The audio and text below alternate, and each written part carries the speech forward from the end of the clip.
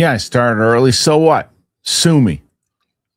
We are going to be talking about a lot today on the show. Spider-Man, brand new day. People keep saying, "Where's the trailer? Where's the trailer? Where's the trailer?" We got some plans, potentially. Got some casting news, some Star Wars news. Mandalorian and Grogu did their Empire cover that they normally do. Dave Filoni talks about a different era of Star Wars coming in. Speaking of Star Wars, Tamara Morrison talking about that Boba Fett has been put on the shelf by Lucasfilm for now. I don't think anybody was surprised by that one. It's me and Chris Carr today on this special edition of the Kristian Harloff Show on Friday. So thanks for being here. Let's get into it. Mustard? Yeah, why not? Did you shit in there?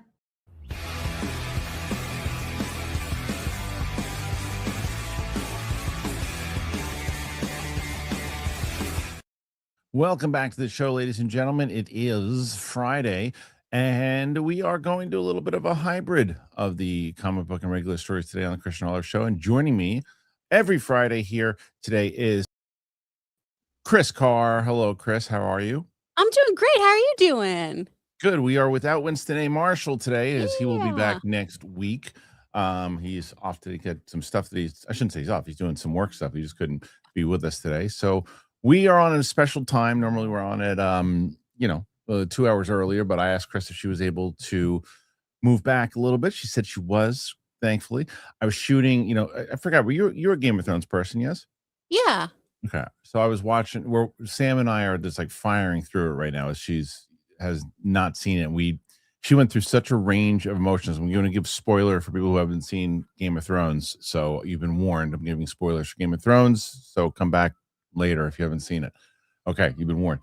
So last night we shot 4 episodes and we ended with season 5, episode 10, where Jon Snow gets killed.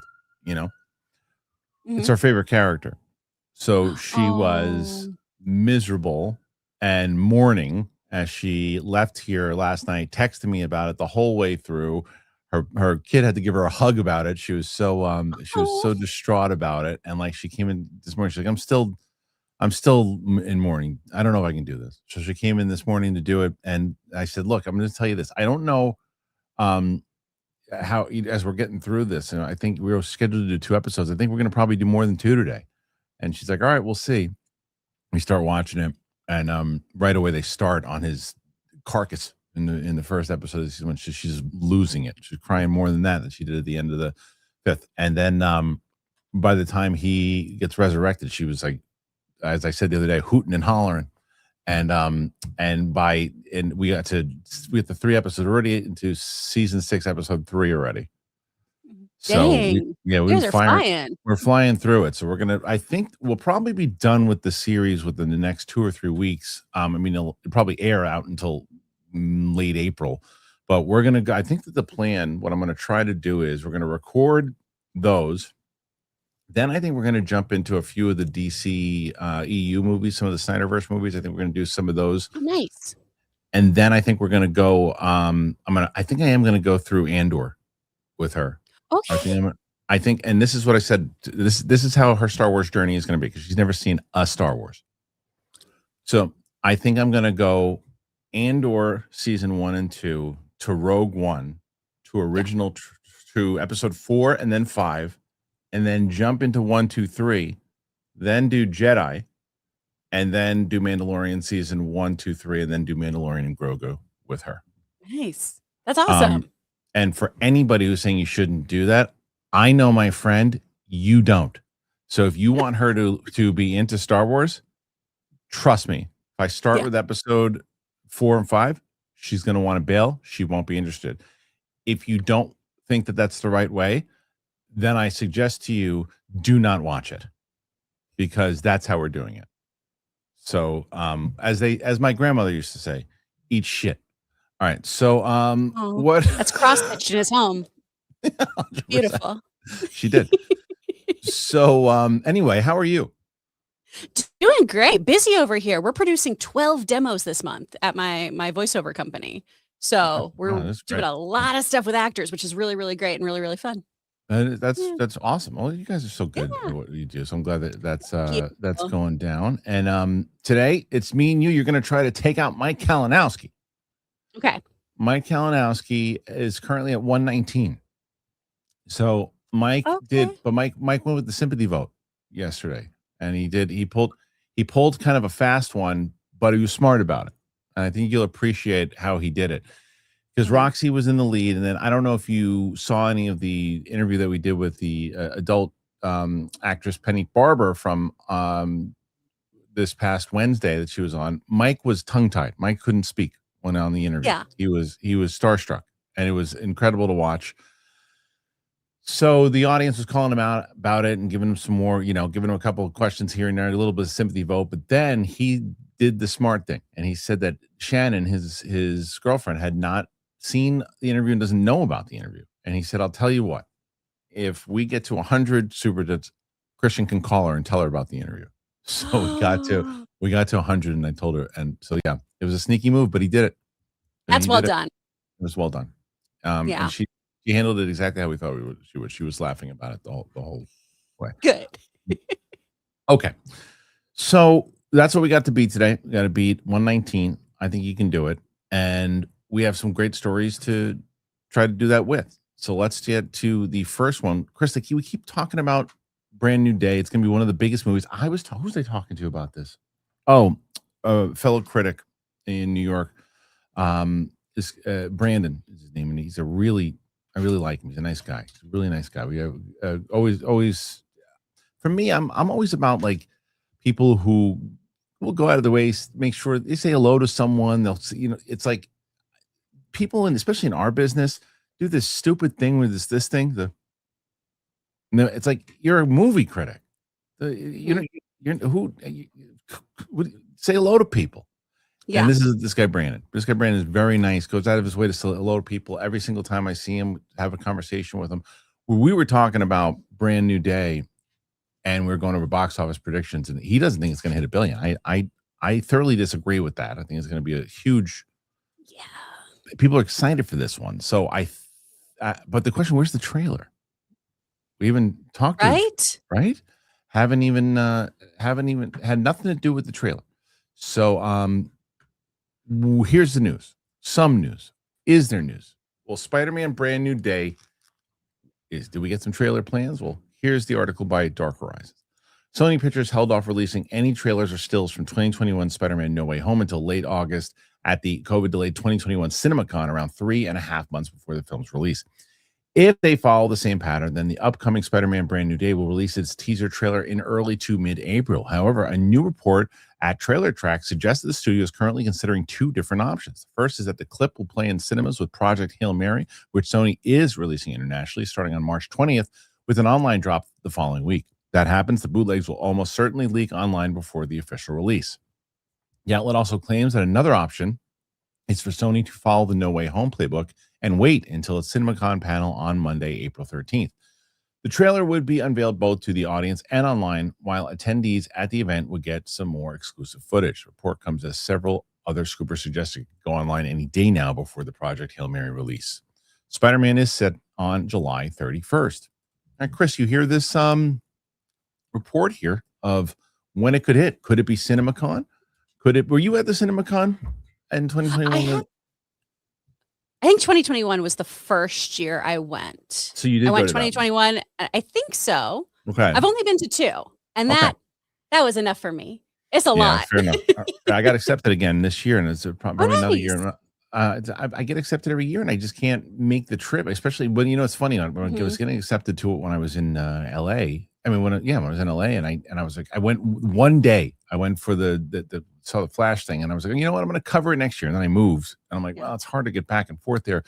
So I might send Winston because I got Winston a badge too. So hopefully Winston, we're going to talk about it. Yeah, but we'll see.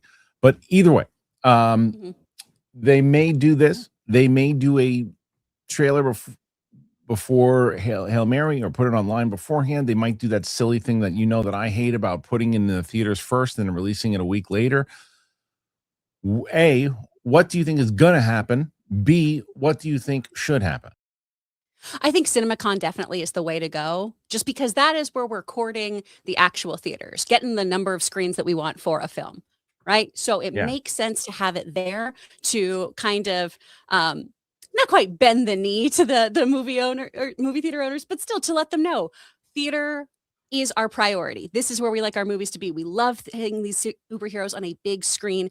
And for Spider-Man, you know that they want to have as many screens as possible. And it's something that people are rabid for. So I feel like them doing a CinemaCon presentation is the way to go.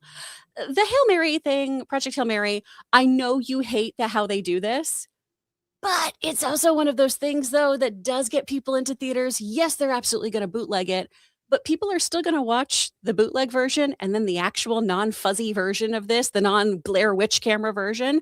So it's going to get a whole bunch of views regardless. I like the theory of getting some people into theaters, though, just to see a trailer. I think that is fun. And rare in these days. You know, we don't have the Star Wars prequel Meet Joe Black situation happening anymore because of the internet. But CinemaCon makes the most sense to me. Put it out there. They do a great job of making sure things don't leak from there, aside from actual press coverage. Man, they are militant about getting those phones down. Someone will just open their phone to check a time. You see a laser pop down in the theater and they get kicked out. But that's the way I think they're going to go about it, is let's woo those theater owners first, then let's hit all the fans. I think you're probably right. And I think that it might be the way to go because, I mean, I had a couple of different thoughts on it where it's, the movie comes out at the end of July. CinemaCon is in the beginning of April, which is essentially just around 4 months out. If you look at it, like just a little less than 4 months out. So there's still a significant amount of time to put out a trailer to get hype for it. So it was like, you know, if it was in like late April or May with a movie come out in July, I'd be like, you're not really building this thing up yet, but about a 4-month window is still enough time to build the hype around. Then it is Spider-Man. You know, so you could do it that way, but I think that if you do a trailer, it's not a little teaser trailer. It's a good, you can still call it a teaser, but a good 2-minute trailer to, you know, to really understand what it's about and get the hype going on it and show some extra things to people who are at CinemaCon. And as you say, hype up the theaters, hype people up, get people talking about it, let it be the talk of that con, and this, because the stories do come out from that con. So I think that would be a good idea. On the flip side, I do think having that trailer around Project Hail Mary, which is probably the most hyped movie of the year thus far. I don't know if you got a chance to see it yet. I think it's great. It's great. I think that you'd really like it a lot. It's a really good movie, and I really like the book. Okay, so if you read the book, yeah. So it's a really good movie, and I would highly recommend. Excuse me, and I highly recommend that you see it in IMAX. There are some movies that it's fun to see in IMAX, and I was able to experience it in IMAX. I think this is a necessity to see it in IMAX. And I think that promoting Spider-Man before it would be a good thing to moviegoers to get them, just gonna make them aware of it real quick as they're going to see this movie. I still am on the other side of it I still think it's a bad idea when it comes to releasing it first before the internet, because I don't disagree with you that people are going to watch it regardless. And because of that argument, I say if they're going to watch it regardless, just put it on online first. Who cares? Because I don't think we're living back in that time where people are just buying tickets to go see the trailer. If they know the Spider, well, you know what? I wasn't going to see it, but now I wasn't going to see Project Hail Mary, but now that they're playing Spider-Man before it, I'll go see that movie now. It's at 2 hours and 45 minutes, or I'll just spend, you know, $15 just to watch a trailer that I could watch online. Use an A-list credit. Yeah, it's true. It's an A-list credit too. But I mean, I think that, I don't know. I just don't think it has that kind of power that it used to, because I had a different idea of what I thought the Avengers Doomsday. I thought they did Doomsday right, because I thought that if they did, I thought Doomsday was actually like trailers, little marketing aware pieces like they did, you know, just like, oh, this person's going to be in it. You didn't really get anything from that. And it's basically just to hype up the movie. That was fine, because I know our initial argument, or I shouldn't say argument, initial disagreement was basically this same thing. I just thought it was a trailer, you know? Yeah. But CinemaCon does seem to make the most sense. What do you think they'll show? Do you think they'll show like a big trailer, or do you think they'll show like a little, you know, teaser thing? I mean, what's most likely is it will be like a proper trailer in a perfect world. And I think the stuff that's really cool about CinemaCon is, and to be clear too, what I don't like is going and then immediately going to cover what I just saw. I hate that running back and forth. That's what I don't like about it. The thing itself is great. what I think is really cool is when they give you that nice like sneak peek, when they give you a scene. Mhm. And that is what I really hope they deliver for people. The trailer is much more likely, but if they gave just a nice little like 5-minute glimpse into what is happening, where Yeah. Peter's at, how his kind of more street level Spider-Man secret identity life is Mhm. going, I think that's the stuff that gets us a bit more foaming at the mouth than just the trailer. So that's what I hope they get. I think that they'll probably get that, and I think that you got to get the Hulk and Punisher. I think you got Yeah. to. I think you got to because this is the conversation I was having with Brandon, and he's like, I just don't know if there's the same type of hype that you can build and market. I go, you got Spidey coming back into Spider-Man. That's one. I go, then you got the Hulk and Rage Hulk, and then you got the Punisher. Yeah. That alone, I think you see them in the trailer together, the three of them, and I think the fact that those two are hunting the Hulk, I mean, that's pretty great. And you'll probably see Sadie Sink, and I don't know if you're going to see who she is. You think they're going to reveal who she is in the trailer? Probably not, right? No, No, no, I think that's going to be in theater. Yeah, people start speculating as far as what who she is from her look. Yeah. Exactly. If we see her with Yeah. anything other than red hair, everyone's Right. going to lose their mind. Right. So and it would and she'll be and it'll be every screenshot will be what is she wearing? This is Yeah. 100%. And then and then I don't think you'll see Florence Pugh, but maybe you will. I mean, we know she's in it. Mhm. So yeah, I think it's gonna be. I do think there is something though, on the flip side, to putting it out online next week. We are only 4 months out from it. Get some more hype behind it. It's going to be a massive movie. I mean, I think it's going to be one of the biggest movies of the year. If it wasn't for Doomsday, it would be the biggest movie of the year. Yeah. I think it's gonna cross the 1.4, 1.5 billion. I think this Oh, movie. easily. Yeah. This is Marvel that tracks. Yeah. I know Winston and I are a little bit on a different page here of just like Mhm. we're not super feeling Doomsday. We're getting there, but Spider-Man is something that I have not lost faith in along the way. I have Right. really, really enjoyed him. It helps that is also my guy. I love Spider-Man. He is one of my favorite comic book characters of all time, but these movies just also have always delivered for me. And Mhm. we are in such a place where this also feels like an event, which is kind of wild after what they did for No Way Home, having Yeah. all the Spider-Man come together. This still feels like it just has so much momentum that I think it's got to clear big at the box office. Look, all stars are all stars, and it's like you look at depending on Rambo, Rocky, they have audiences, right? And it's clearly not as big as Spider-Man. It's not as big as Avengers, but the audience, if you give them enough of a break, they're going to be curious. And then if you can get the casuals to come back too, you're going to have a hit on your hands, right? So you look at Yeah. Spider-Man is Spider-Man, and one of the fatigue stuff, the other things too, is a lot of these characters that have been out there in a lot of these movies, whether they're good or not, Thunderbolts, other things, the casual fans aren't aware of. I don't know what that is. The Thunderbolts, I don't know what that is. I have no clue. I don't know who these people are. It's a good movie, and down with comic book movies. Spider-Man's coming out. Oh, I'll go see Spider-Man. It's like that, Yeah. and that's the same reason why I have that just belief that people are going to do the same thing when they talk about Doomsday, because Doomsday is going to be an Endgame sequel. There's no mistake about it. It's not a coincidence that movie is re-releasing a month before that comes out. And because apparently the rumor is that they're adding a new cut scene to the end of this cut of Doomsday. Okay. There's a rumor. I don't know how true that is, but the rumor is that they're adding a cutscene to Endgame that plays into Doomsday, which would make sense. Yeah. Because there's no cutscene in Doomsday, I mean in Endgame, because you didn't need one Because you're done. because it was over. Yeah. But if it's not over and there's a sequel that's coming out, you can add a new one, especially if the directors. Right? Like it's one thing when Lucas is adding stuff to an original cut, but when you're just adding a new scene to the end of it, now that is a different situation. Yeah. Where if a trailer for Spider-Man plays before Project Hail Mary, I don't know if I'm intrigued to go buy a ticket. You tell me there's a new scene at the end of Endgame that plays into Doomsday. Okay, I'll go watch Endgame again in the theater to watch that scene, if that's the case. But I think it's so smart too, because and this was the issue that I had of I don't feel like we've had the rev up into Doomsday. That's why I feel like I'm not as excited about that.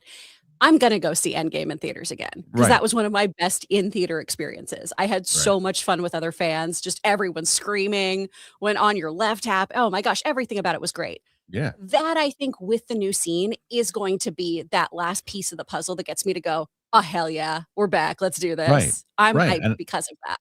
I feel like you guys are gonna be there, and I feel like I feel like you're gonna jump on the bandwagon as far as where this movie's gonna do financially. Yeah. Really do feel like because everything thought I was lunatic for saying 3 or 3.1. The last one, Endgame, did 2.8 or 2 whatever it was, and Winston, I wish he was here because he was mistaken. He said that it was re-released like 87 times. It was released like once, and it did like okay, as far as added some money to it, but nothing significant. The initial run pace basically was 2.7, 2.8, something like that. So it's not if and granted that was a compilation of all the stuff that came before it leading up to the season finale, if you will. Yeah. But we're also at a different time where people are kind of, I think, craving for another great Marvel movie. They're Yeah. hoping. I think everyone's rooting for it. And Yeah. that's really where my concern lies is just because this budget is so wackadoo that this movie has to perform well. And I'm really hoping that one, it's a great movie. I think, and that's what everyone wants. I think if you go into a comic book movie rooting for it to be bad, you're Mhm. the asshole. I want Right. any movie I watch to be good, even if Of it's course. actors I don't like, even if it's directors I don't like. I'm hoping that they change my mind and I get to eat crow about what my expectation was. Right. This I really, really hope delivers and is that return to form of, okay, Right. Marvel has really figured out we're not doing spaghetti at the wall anymore, trying to figure out what a multiverse is or who Mhm. works or testing that different stuff out. I'm really hoping that this is that, oh, okay, we're doing what we do well again. The Russo Right. brothers being there makes a lot of sense. This whole team up makes a lot of sense. It hopefully will do well. I just still I'm not quite there on it's going to make the money it needs to. Yeah, I think you need to see a full trailer as well. Yeah, I'm absolutely. I'm I'm definitely buying into the hype train, but I understand the skeptic side of it for now. I really do. But I also think that with Spider-Man right around the corner needs I'm so hyped for this, and more so than I was maybe even for the other ones. Yes, we knew that Andrew and Toby were probably gonna make an appearance, and when we finally got a Yeah. chance to see them, it was amazing and it worked out. But there's something about I'm an old school comics guy. When I used to love watching the Punisher was one of my favorite comics ever. And then when the Punisher and Spidey would have the crossovers and stuff, and they would be in things together, I was like, oh, we haven't seen it yet. And Yeah. especially John Bernthal to be able to work with him, and this is going to be. And I want to see how Rage Hulk finally comes back. Yeah. Because like, how they are they gonna explain that? How did that happen? Let's get rid of Professor Hulk. I'm over it. I like Ruffalo, but I don't want to hear him talking as the Hulk anymore. It takes me out of it at this point. I liked it for a Yeah. little bit. I'm done with it now. I want to see Hulk smash, and let's bring that back. Um, Absolutely. right? They're gonna do that, right? They Yeah. have to. I hope so because let's go to a barbecue in a Hawaiian shirt Hulk is not who I So want I'm over to it. to Yeah, vibe with over multiple movies.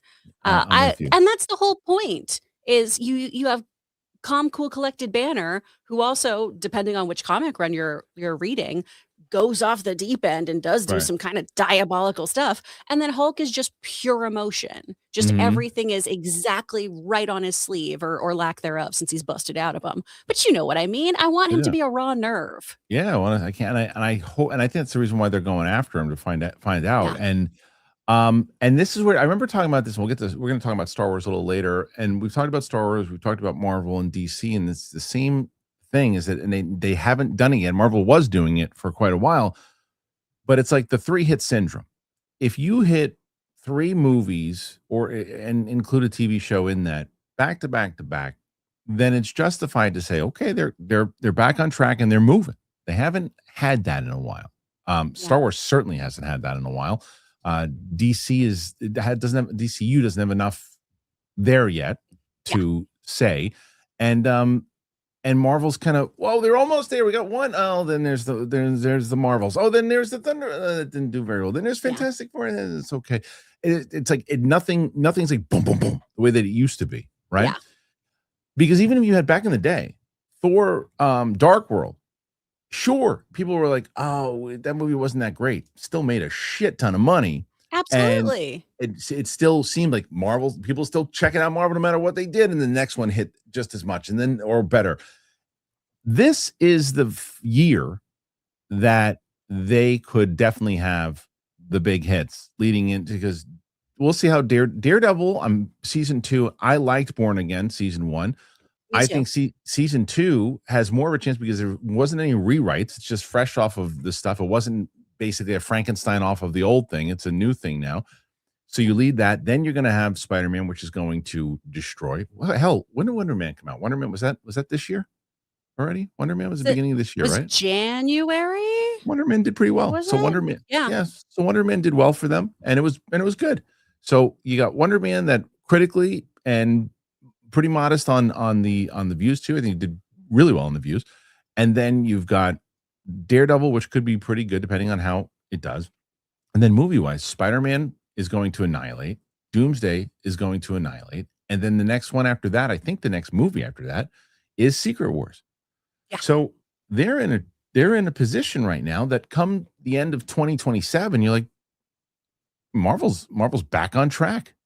Yeah. You got a shot, unless Doomsday stinks. And I'm hoping there's not a lot of executive interference in this, just because I had a friend who was working at Disney, specifically Marvel, at the time that like Captain America was happening and all this stuff. Captain America: Brave New World. Yes, Yeah. yeah, and it was just a shit show, which is pretty evident in how that movie came out.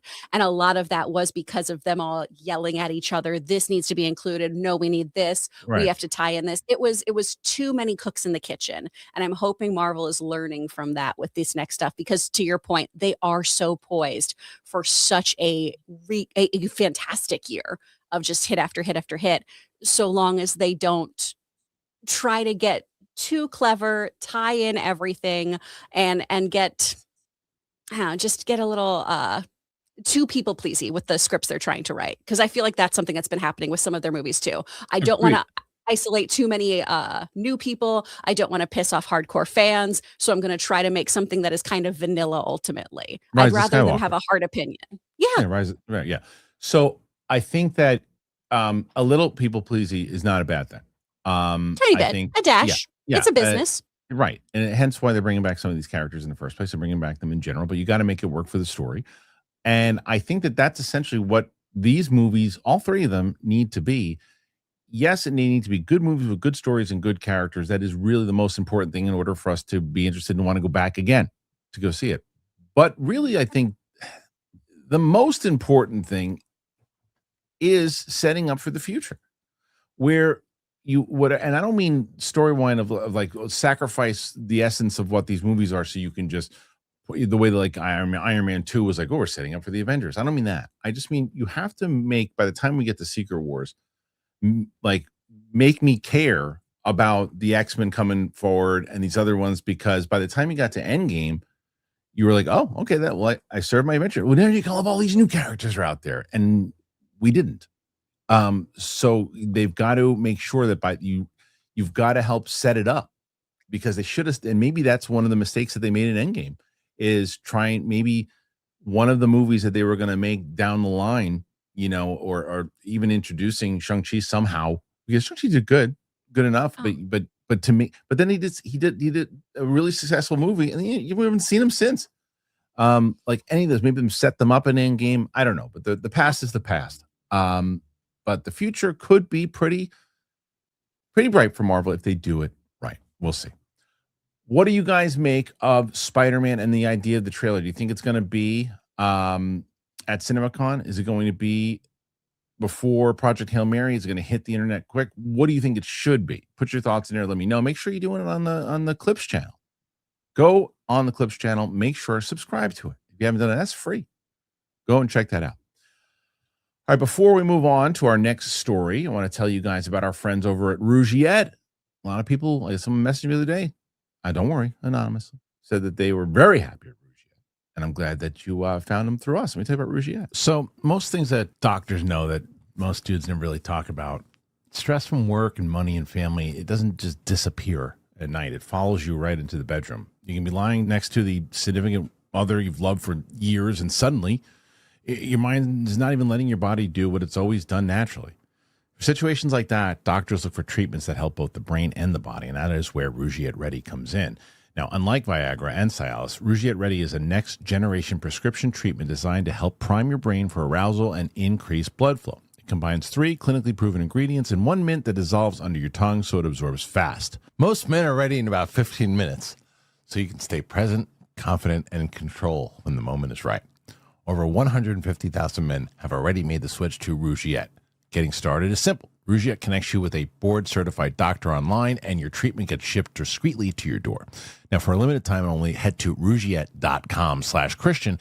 Get 15% off your order. That is RUGIET.com/Christian, and get 15% off your order. Rougiette.com/Christian. Tell them that we sent you. Thank you to Rougiette. Really appreciate it. Again, link is in the description. Want to help us out? That's what you do. Head on over there. Do it. If you haven't joined membership, join membership or Patreon, whatever you want to do. Be part of the exclusive unedited reactions that we do, the exclusive stream that we do, the old school content we put up there. So go and check it out. All right, Chris, you're at 15 currently. So you got a little less than, a little more than 100. 104 to go? 104 to tie. He got what? Yeah, 104 to tie. 119. Right. So 104 to tie. But again, we're only 31 minutes in. I'm so sorry that I didn't interview a porn star to reveal to Logan. I know. We have to think of something else. We'll think of something else. But let's do this next story, because before we get to we will talk Star Wars. We'll probably end the show to talk Star Wars, but this casting news is out there, and I think it's pretty interesting. So let's read it. Here's some casting news, whether it's Daniel Craig.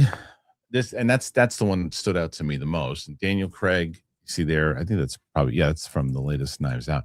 Batman Part 2, there's a rumor over a giant freaking robot reporting that Daniel Craig has been offered the role of Christopher Dent in Matt Reeves' The Batman Part 2. Who's Christopher Dent? Is that Harvey Dent's dad? I don't know. Who's Christopher? Dent? Must be, right? I don't know. I don't know that character in Matt Reeves' Batman Part 2. And if he passes, Liam Neeson would be offered it next. The role of the father of Harvey Dent.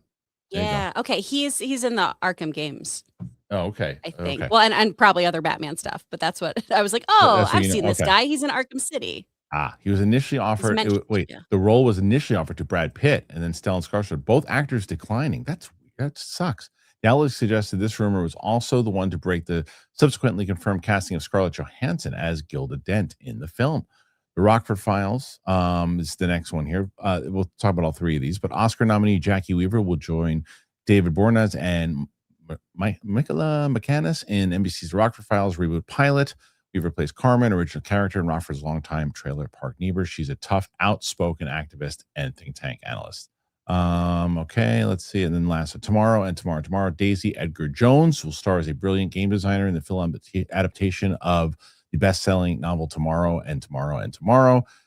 Let's see. Where did I see this? Okay, there we go. Play-by-play. Following their success with Roadhouse, Jake Gyllenhaal is reteaming with Amazon MGM Studios on the sports pitch play-by-play with Chris McCoy is going to write. Story details are under wraps. All right, so they're really nice to hear the other movies. We'll see as they come out what they're about, trailers and other things too. But the excitement to me is the idea of Daniel Craig being in Batman. Look, I don't know if you're going to find a bigger Liam Neeson fan than me.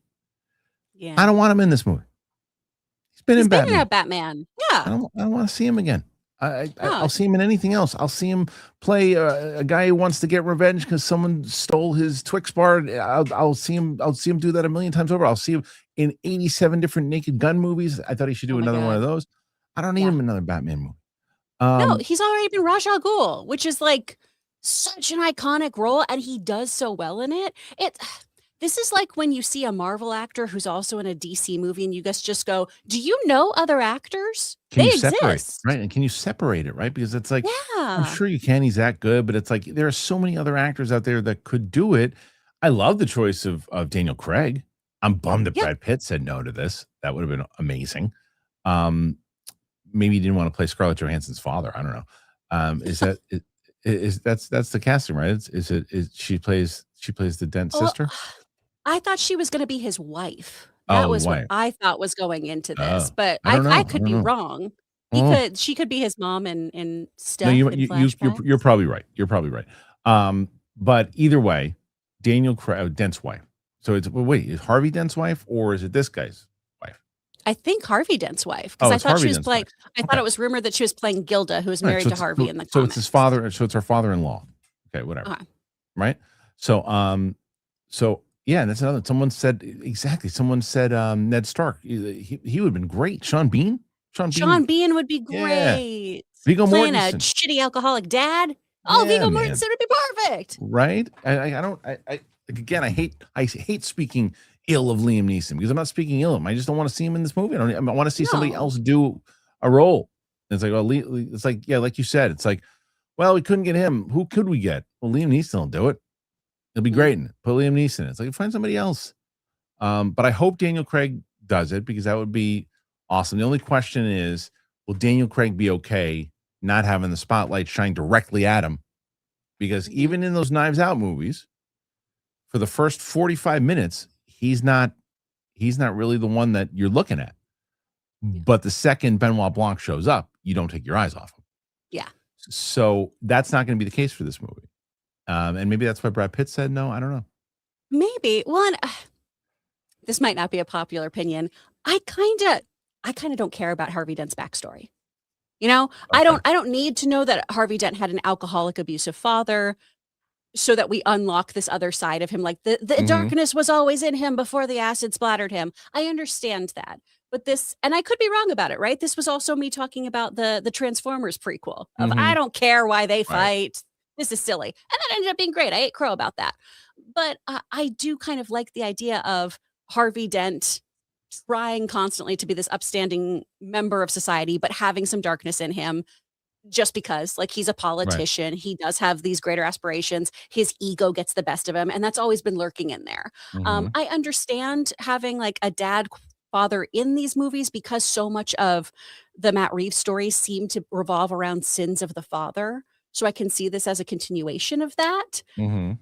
But I'm just trying to figure out where he's really, really necessary in terms of like show don't tell. Do I just see Daniel Craig backhanding Sebastian Stan a whole bunch and throwing bottles? You know, I'm trying to figure out why he's needed in this movie. See, I understand the concern, but the only it's I'm at a place right now because of the Planet of the Apes movies and the last Batman movie where I'm a trust in Matt Reeves guy. You know, at this That's point, fair. just because it's like, okay, if he's got that story that he knows how to fit them in, he and let me down. I'm okay. I don't care who he puts in there. I mean, as far as character wise goes, but as far as casting goes, like it's like, look, is it going to be like, oh man, they put Liam Neeson in there? I'll get over it. But I'm just saying that when it comes to putting some new people in there that could really bring some, because the problem is, if you put Liam Neeson in there, you're just going to say, well, Liam Neeson did a really good job in that. In where, like, you look at Aaron Eckhart when he played Harvey Dent, you remember him as Harvey Dent. You don't just remember Aaron Eckhart in the movie. You remember him as Harvey Dent. You know, Yeah.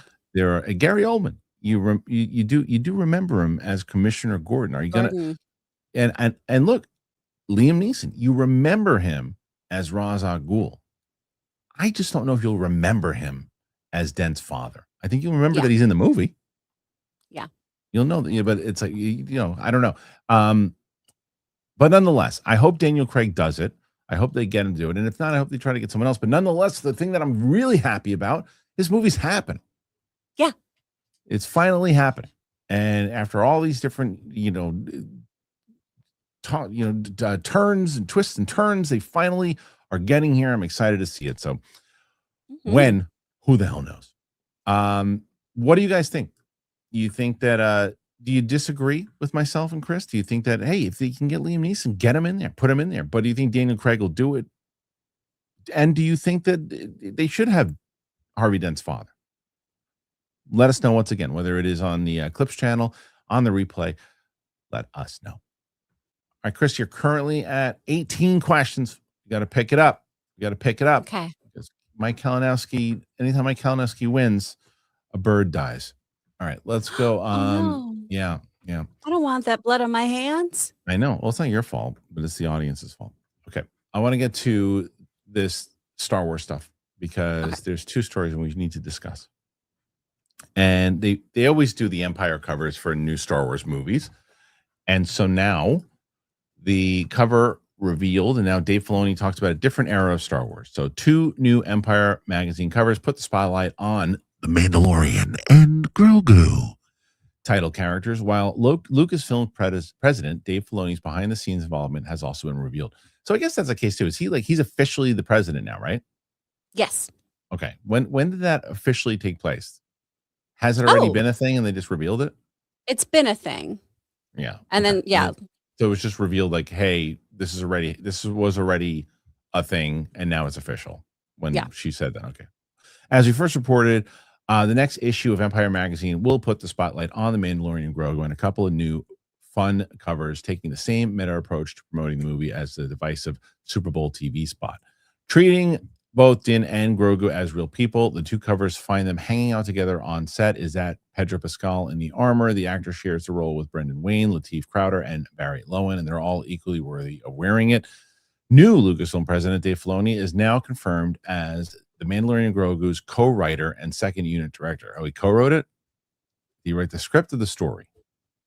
Talking to the publication, he said, Episode 7 was a completely different entity. I had dreams of Episode 7 when I came out of Return of the Jedi. You were like, after 6 comes out, we're 7.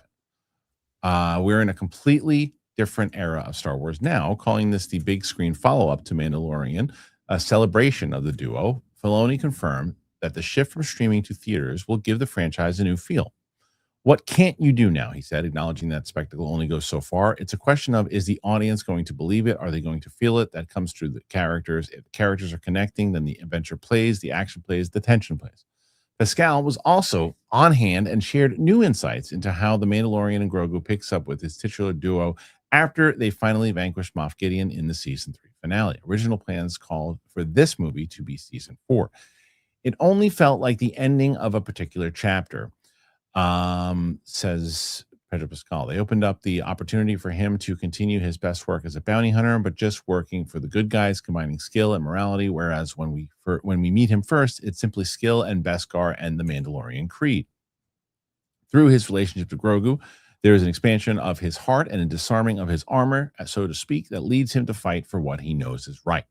In The Mandalorian Grogu, the evil empire has fallen and Imperial warlords remain scattered throughout the galaxy. As the fledgling New Republic work to protect everything the rebellion fought for, they've enlisted the help of Din and his young apprentice, Grogu.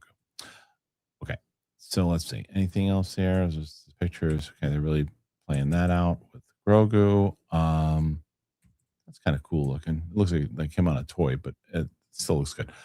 All right. Yeah.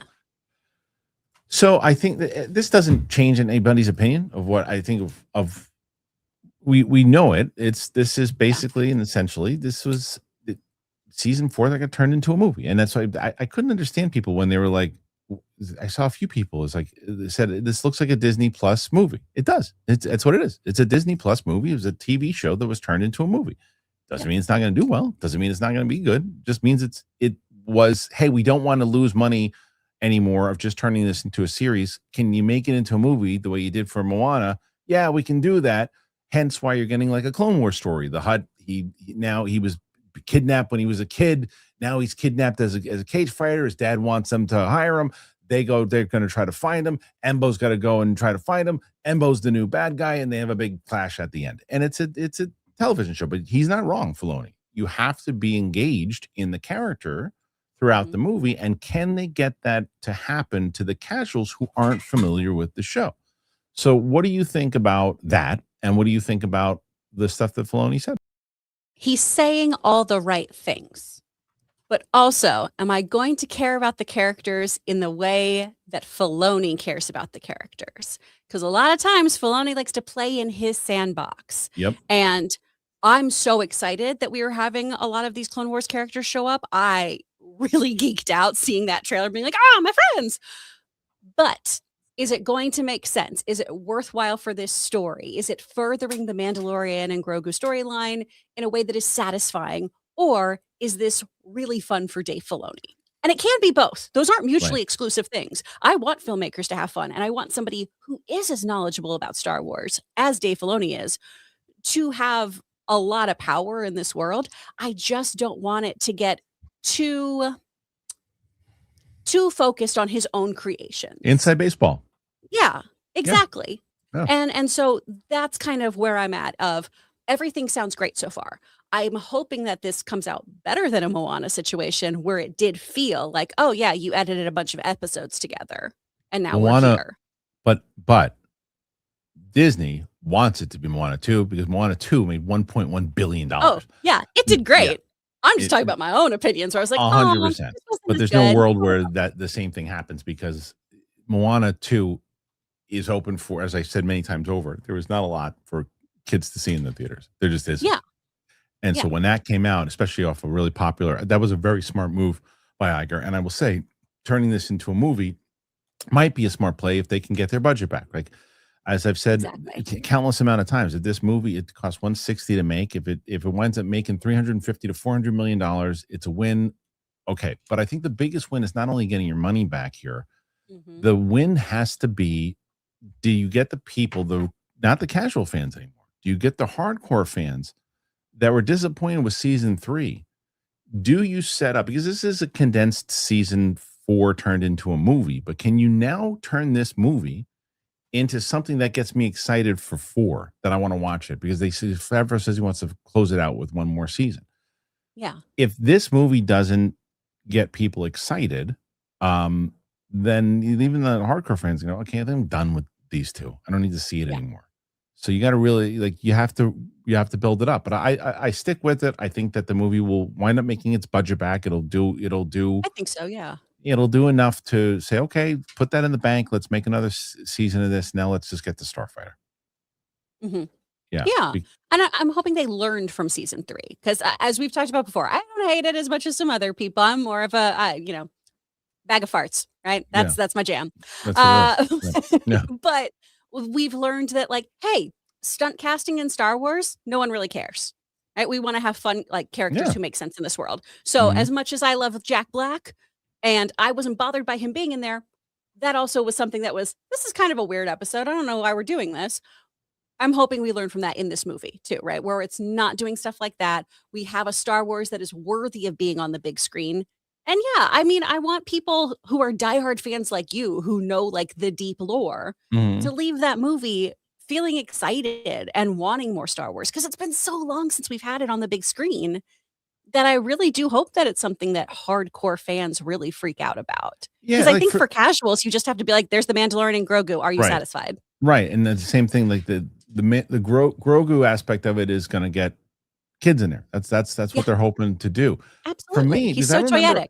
Yeah, but I remember when I went to Celebration, whatever year it was. I think it was the Chicago year, and they showed the Mandalorian trailer, and I got that feeling that you're talking about. I was like, oh man, that feels like the old school kind of Star Wars that I've been looking for. Like, oh man, like, look at him walking through there, and you see and it felt. And then when I watched season 1. Like, I'm excited. So as I mentioned before with Sam, I'm excited to watch season 1 and 2 again. 3 for me, the reason I root for the most, and I still say it, not even only because of this, Katie is, a friend, and I think that she was the best part of the entire season 3. She was the best part of it, and I think they did her a disservice in ways because there were times that they should have elevated her lore even more and had her said some more than she did. But I thought she was the best part of it. But it kind of lost its way, and it lost its way with celebrity cameos and other things, or whatever it was going to do. It just lost its way. I want to be excited because I'm more for what you said before, the lore and the other things, and being excited for Star Wars again. I'm more concerned about that with Starfighter. Like, that's the way I want to feel coming out of Starfighter, because I just want to be excited for Mandalorian season 4 when I leave Mandalorian Grogu. I don't want to go, all right, I've had enough of those two. And because Filoni writing it makes me nervous in a certain aspect. Is he writing the story? Because if not, then I'm not nervous at all. He's a very good storyteller. He knows the lore inside and out. Is he writing the dialogue? If he's writing the dialogue, that makes me nervous because did you wind up watching Night of the Seven Kingdoms yet? Yeah. I have a podcast episode out about it today. I love it. Okay. It's right up your alley. Yeah. Right up your alley. Yeah, we talked about it last week, right? And you love eggs. Yeah. Yeah, right.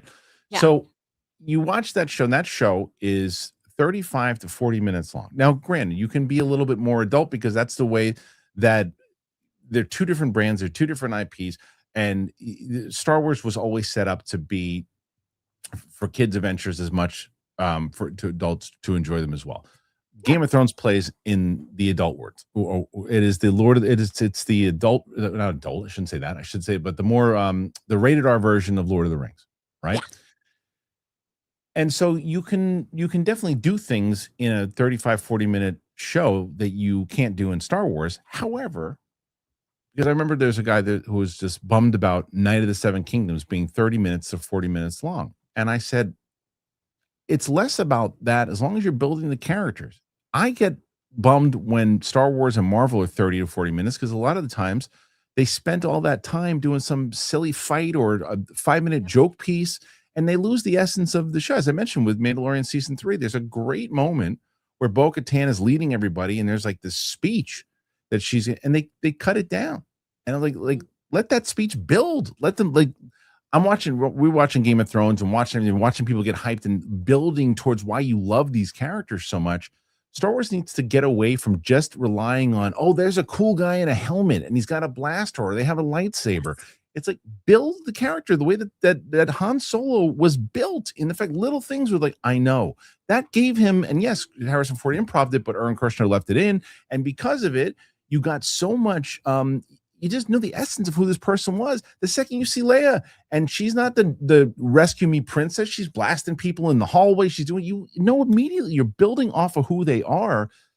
Build on your characters, especially on a television show. Build on them. Let's get more into that in your dialogue. With Ahsoka, it's like animated writing, and for animated, it's fine. But you gotta build your characters. He doesn't do that well inside of dialogue. Yeah. I agree with that. I think he's got really, really great concepts. And then his writing is very George Lucas-esque in terms of dialogue. It's a little clunky. And I know I catch heat every time I bring this up. George Lucas isn't a great dialogue writer. They've talked about this in the prequels of Liam Neeson and Ewan McGregor just being like, we're just trying our best. We're just trying to figure out what to do here. Because he also kind of just was like, I don't know, do the script. They have great concepts. That was my award-winning George Lucas impression. That's take my voice acting classes. Christ. But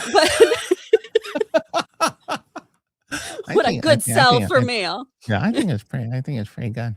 That's a good one. There you go.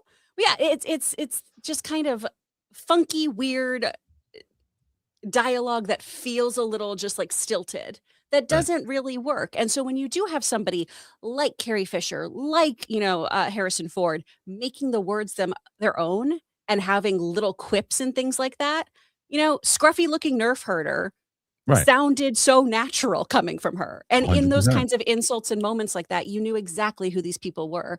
Yeah. So I love their concepts, but I agree with you. I think somebody else should probably come in and finesse that dialogue. Yeah, because you can't, it's like you don't have to just say it's just meant for kids, because it's not anymore. Because the thing is, in the 70s, people are like, it was meant for kids in the 70s. Okay, sure. Those kids have grown up with it, right? It's not just for kids. It's more for that, right? And so there are certain things, a certain animation that could be, but you can write shows where this is where I thought what they were going to do with the Acolyte. That's what I thought they were going to do with Boba Fett, which we'll get into in a second, because and this is another thing I talked about recently with somebody, is that Boba Fett was sold on a great scene. Boba Fett was sold on that scene at the end of Mandalorian season 2. He walks in and just cold-bloodedly murders Bib Fortuna on Jabba's throne. And it's like, and then he puts his leg up and it's like, Book of Boba Fett. Like, that's the show I am in. That's the show I've been wanting to see forever. And then all you do is have him introduce himself to everybody every episode. Yeah. What are you here for? I'm in Boba Fett. Yeah, you said that already. We know you're Boba Fett. He starts a youth center for Power Rangers. No, and then the guy's doing the stupid spin in the fight. It was ridiculous and then Favreau sold it off of, this is going to be the Sopranos of Star Wars. No, you didn't give us that. The premise of that or the idea of that is phenomenal, but they get scared, and that might be back to what you were talking about earlier. That might turn into studio notes. That might turn into that might be studio saying, "Oh, we can't do that." Like, this is where I think it happens. Yeah, I think they get too nervous of, well, we can't have a character in this kind of show just cooking fools. We can't have them do this, or we can't really dive into that conversation. Yes, you can. Yeah, you absolutely can. Well, it's Star Wars. We can't. We won't be able to sell toys. Stop it. In the same way that, like, you have where someone asked me about, I don't remember, it was yesterday or whatever. We talked about the Legends novels and what I'd like to see make movies. And then someone asked me recently, do I think that they can make a Darth Bane movie out of the novels or a Plagueis movie? Now, I don't think they can make a movie out of the novels, but I do think you can make shows out of them, because traditionally people are more inclined to watch shows about bad guys than they are to watch movies where the bad guys are the victors. When people watch, how many movies do you walk out of, unless it's something like, Seven or something along those lines, where the bad guy is real, and Seven, really the bad guy isn't the lead. Where do you watch the movies like entirely in a big budget movie? I don't mean like little smaller independent films, the big budget movies where the bad guy is the lead. It's not, you can probably name 10 off on your hand, right? But TV shows, some of the most popular, Breaking Bad, Sopranos, there's so many people, like Sons of Anarchy, so many shows you can do. And yes, it's Star Wars, I get it, but if you did a Darth Bane novel and you still have Jedi and other people in there, and you turn those 3 books, that's four seasons of television right there, easily. Oh, hell yeah. Well, television gives you the time to also have those really rich character studies where you as the audience get to an uncomfortable place of, oh, I understand everything this person's doing. They are completely justified in their actions. And it is that exploration, particularly when you have something like Sith characters of, oh, I can absolutely see how I would be pulled to the dark side, how I would absolutely be, seduced by this kind of language and revengeance and all of this stuff. Because at the end of the day, we all have those deep little dark thoughts in there. We're just part of a society. So hopefully we're making good choices. So having that would be so fun to dive into. And it feels like they just are a little too scared. Like the Acolyte could have done some really cool stuff. Those fight scenes were incredible, and that was the saving grace. But they really could have dove into some messed up stuff. Don't get me started on that show. But nonetheless, this is a new era. He's right, and I think that and I agree with you. What really could come out of this is if the movie turns out that was a good TV made from TV into film adaptation, and I had a good time at the theater watching it. It made $400 million or $420 million. Great. On to the next one. That's what they need to happen. They don't need it to make $1 billion. It's not going to, they would love for it. There's no chance. If you bet on like I said, if you bet on that movie to make $1 billion, I am never going to Las Vegas with you. Because it's just too hard. It's too hard to do. And the trailers are getting no one excited right now. But we'll see what happens as it moves forward. But the new era and everything else, to see what's going to happen and maybe Filoni does have a plan. We'll see. I would like to see them dive a little bit more into the Empire thing. Maybe they did, maybe they didn't. What do you guys make of this? These comments by Filoni? You digging what he's saying here? Do you agree? Are you excited for Mandalorian and Grogu? Put your thoughts in there. Let us know what you think. Now, we mentioned and we talked about Boba Fett. We gave a kind of brief overview of what we thought about it. The other thing that I think that happened there too is, and I want to make it very clear, I'm a big fan of Tamora Morris. I think he was great. And I think even to what I agree with him, he said, it's not me. They showed his face too much. They took away the mystery of it. Yeah. And way too much. But here's a story that apparently Tamora Morrison has now revealed that Boba Fett has been put on the shelf by Lucasfilm. After leading the Mandalorian spin-off, the Book of Boba Fett has confirmed that Lucasfilm has decided to shelve one of Star Wars' most iconic bounty hunters. Boba Fett made his long-awaited return to the franchise in The Mandalorian, and the show's second season concluded with a post-credit scene that set the stage for the Book of Boba Fett. Unfortunately, that series was widely considered as a disappointment. An episode devoted to The Mandalorian, which obviously included appearances from Luke and Ahsoka Tano, massively overshadowed the bounty hunter, as did Din. Nearly 5 years after it premiered on Disney Plus, it's obvious that the Book of Boba Fett won't return for a second season. Fett's attempt to take over Tatooine's criminal underworld made for the interesting viewing, but the Book of Boba Fett's villains were forgettable, and the story behind his return softened the character too much. The less said about the colorful biker gang, the better. Yeah, I don't know what the hell they were thinking. Tamora Morrison has never shielded away from criticizing the way he was left on the shelf when The Mandalorian Season 3 rolled around, and has even said that Din Djarin's extended cameo played a role in ruining the spinoff. Sharing a more measured assessment of his Star Wars status in an interview, he revealed he received some pushback for telling fans to send a fax, a letter, or an email to Lucasfilm. He said, I was only joking. I'm at a convention and I say stupid things. Then I've got Lucasfilm ringing me. Look, you've been put on the shelf, Boba Fett. We might open the jar later. It was a big deal for me. When you do a series like Boba Fett and working with Ming-Na Wen, I started to think, man, this is it. I'm away. Season 2, 3, 4. But at the end of it, we had a great time. I was honored to be brought back after all that time. I'm Django, I'm Boba, I'm Cody, I'm the clones, I'm Captain Rex. The list goes on, so I can't complain. The actor continued, which hopefully leaves the door that he will be playing Rex in Ahsoka Season 2. Unfortunately, it sounds like an appearance in The Mandalorian Grogu is off the table. Yada, yada, yada. Look, the problem is not just him saying, write a letter. I mean, if the show was good, and this is not his fault. It is not his fault. But if the show was good and people wanted to see more of it, then he'd be back and there's no problem. They dropped the ball in this. He unfortunately is the lead in it, so he's going to suffer for it. He's 100% right. As much as those two episodes of when Din comes in and the Luke stuff, that was the best part of the whole season. It had nothing to do with anything that they were telling at all. It was the best part, most interesting thing, the whole thing. So they should have. They just dropped the ball on what the show should have been. It should have been a hardcore bounty hunter, not make him a good guy. Everybody's that to me seems like a Disney note. It really does. I think you're right. It feels that way. And listen, I've talked about this before of I didn't grow up at the time of the movies coming out. They got shown to me by my dad, right? And I didn't have that, oh, holy crap, this guy's so cool. I understand it. He's in cool armor. He talks smack to Darth Vader. He's barely in the movies. I'm usually a more is more kind of person. Boba Fett is a less is more kind of character. What works for him is how mysterious he is, how he has these kinds of weird echoes of him throughout the universe and everything. That's the stuff that I want to play with, is this kind of ruthless bounty hunter who's here to kick ass and take names, who then we can also dive into, hey, there's a whole bunch of clones here that look like your dad.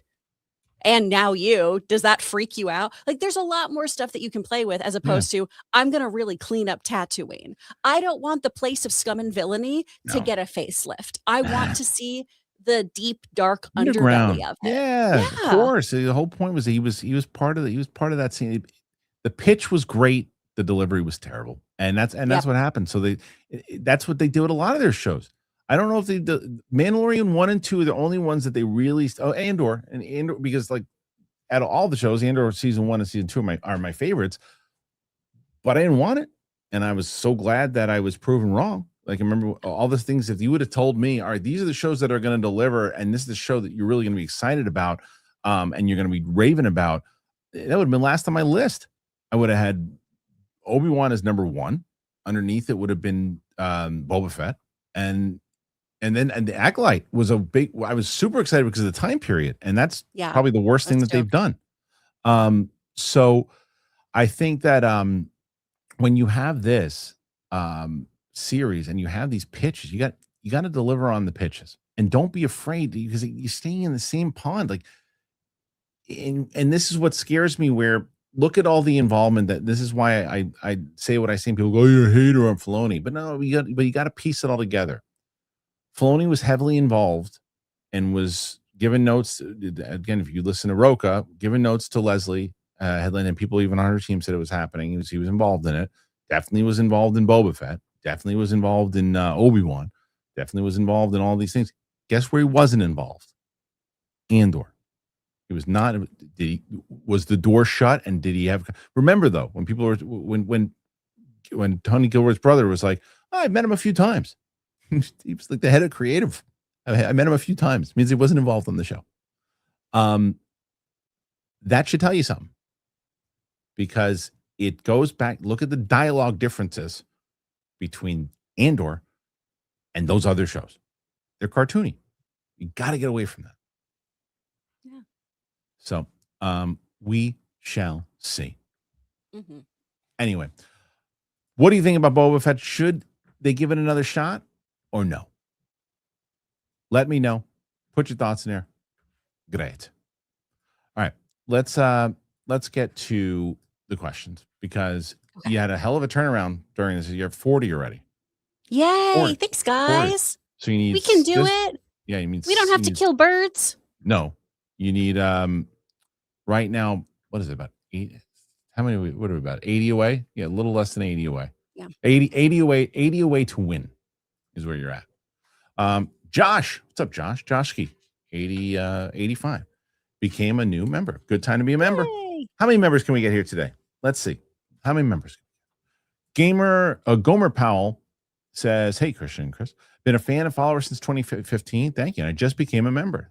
Thank you so much. Hey. If you could take any album to put on the big screen, what would it be? Mine would be Dream Theater's Metropolis Part 2, Scenes from Memory. First of all, thank you for that wonderful donation. Very kind. Which album would you take and put to the big screen? I mean, well, I was going to say they already did it. It was a Pink Floyd's The Wall. They already did that which is fun. As an album? Shit, that's a tough one. The Black Parade by My Chemical Romance. Okay. I love that album. It's so good. And the music videos are so theatrical. My daughter's a big My Chemical Romance fan. Good taste. Yeah. So I'm trying to think that, I mean, in the Door, I was gonna say Doors had a whole movie about the Doors. I'm a terrible person to ask that one, dude. I'm sorry. But so yeah, I'll just say because all the shit I listen to is scores. They come from movies. So I suck. Johnny Patriza, does Sam know which Game of Thrones season is the last to adapt the books? She does not. I haven't told her anything about any expectations. I haven't told her about what the public opinion is on anything. I'm letting her judge it all on her own. I have a feeling that she's going to wind up liking it, the finale. Did you hate the finale? I wasn't a fan. It didn't do it for me. It also just felt rushed.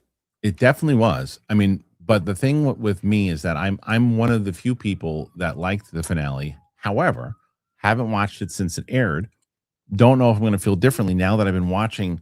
I've been watching Game of Thrones since, on this rewatch for me since like mid or late December, and have been really in this whole world again. And to watch the writing in general, I'm probably going to notice it more when there's that bigger dip. I'll tell you, I noticed a little bit of it in season 6, not to the extent of where it's like, whoa, but there's a couple times I'm like, oh, it seems like that isn't as the same kind of quality. Then it's like when a chef leaves the restaurant, right? And you're like, is a new chef. It's like, he's not a bad chef. He just isn't as good as the last one. But he's still good. He's still good. I just wonder if it's going to start tasting like McDonald's by the time I get to the end. We'll see. No McDonald's sponsor here, apparently. All right. Casual Scroll. What is Re9 just released? What is that? Do I know what that is? Re9 just released. Do you think the future film should adapt the game's actual story with their characters or make it more like what is it? Resident Evil. Oh, Resident Evil 9. Okay. Wow. Number 9 already? Jeez. Excited to see what Zach Cregger brings. Well, I would have gotten at the end. Yeah. I am excited to see what Zach Cregger brings also, because now he's one of those people for me that, because I had just seen The Barbarian for the first time last year and then followed that up with Weapons and said, I'll watch anything this guy does now. So I'm more excited that he's doing Resident Evil than I am seeing a Resident Evil movie. That's fair. Yeah. Since horror isn't like the genre that I usually go to, I don't really play the games that much. I did just watch this trailer though for the new game. How did it go? I like it. It looks cool. It looks fun. It looks messed up. There's a really interesting villain. I like his character design. But yeah, these are games that I usually do like watch throughs versus play. Because I freak out and I'll panic and like throw the controller and stuff. So I'll usually watch someone else play these kinds of ones. But I like them. Yeah. I haven't played it since I remember the first one was one of the scariest games ever. I remember that for sure. Maddie B, my condolences, Chris, on the passing of Gigi Santiago, the creator of Rainbow Bright. I remember last week that you said you were a huge fan. I didn't know they passed. Yeah, Santiago was such a positive reminder to never give up on your dreams. And she was 40 when she created Rainbow Bright. Oh, yeah, Rainbow Bright was cute as heck. I loved that show growing up. Oh, I remember, had so many little dolls. I remember, yeah, I remember that show well. Yeah, it was one of the big staples for a lot of kids during my my era. Mad Dog 1424. I know it's behind, but watching the season 4, episode 9 and 10 reactions right now, you're debating reactions to Knights of the Seven Kingdoms with Sam. Please do them. You can do it all in one sitting. Oh, we're gonna do it. But we're not gonna do that one. Like I said, the schedule for me and Sam right now, I think that we'll be done with Game of Thrones proper by recording anyway within the next 2.5 weeks. Then we're gonna do House of the Dragon. Then we're gonna do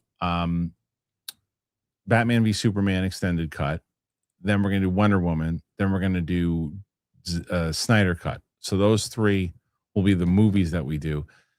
Then we'll jump into House of the Dragon to lead into the series. Then the season 3. Then season 3 we're gonna watch together for the first time, and then we're gonna watch Andor season 1 and 2, Rogue One, episode 4, episode 5, jump into episode 1, 2, and 3, and then the Return of the Jedi, then Mandalorian season 1 and 2, and then by the time that was all done, Mandalorian and Grogu will probably be on digital at that point, because we'll probably finish up around because it said May is when that comes out. Probably by the time we record all that stuff, we'll probably be into June or July, and so that's probably when it was. So that's what we're looking at right now. Okay.